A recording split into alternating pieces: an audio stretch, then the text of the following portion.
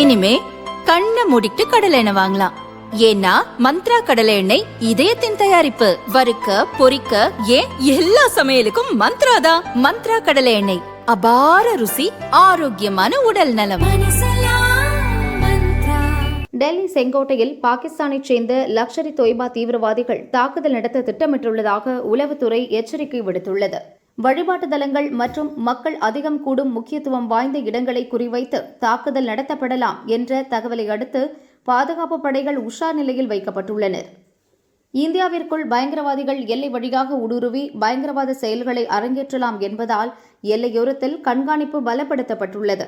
குறிப்பாக பகல்காம் போன்ற தாக்குதல் சம்பவம் மீண்டும் நடைபெறாமல் தடுக்கும் வகையில் பயங்கரவாதிகளின் ஊடுருவலை தடுக்க ராணுவம் தீவிரம் காட்டி வருகிறது.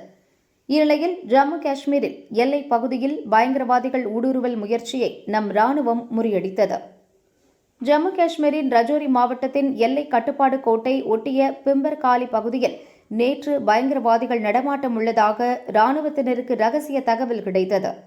இதை அடுத்து அந்த பகுதியில் தீவிர தேடுதல் வேட்டையில் ராணுவத்தினர் ஈடுபட்டனர். அப்போது பயங்கரவாதிகள் துர்கண்டி பகுதியில் இருந்து காஷ்மீருக்குள் ஊடுருவ முயன்றனர். இதனை கண்டுபிடித்த ராணுவத்தினர் அவர்கள் மீது துப்பாக்கிச்சூடு நடத்தினர். இதனை சற்றும் எதிர்பாராத பயங்கரவாதிகள் ராணுவத்தினரின் தாக்குதலை சமாளிக்க முடியாமல் அங்கிருந்து தப்பியோடினர். இதுகுறித்து ராணுவத்தின் ஒயிட் நைட் கார்ப்ஸ் எக்ஸ் தளத்தில் கூறியிருப்பதாவது: காஷ்மீருக்குள் ஊடுருவ முயன்ற பயங்கரவாதிகளுக்கு ராணுவத்தின் ஒயிட் நைட் கார்ப்ஸ் பிரிவினர் பதிலடி கொடுத்தனர். தரைவழி தாக்குதல் மூலம் பயங்கரவாதிகள் ஊடுருவல் முயற்சி முறியடிக்கப்பட்டு தக்க பதிலடி கொடுக்கப்பட்டது. இவ்வாறு அதில் கூறப்பட்டுள்ளது. தொடர்ந்து எல்லை கட்டுப்பாட்டு பகுதியில் பயங்கரவாதிகள் நடமாட்டம் உள்ளதா என்று ராணுவத்தினர் தீவிரமாக கண்காணித்து வருகின்றனர்.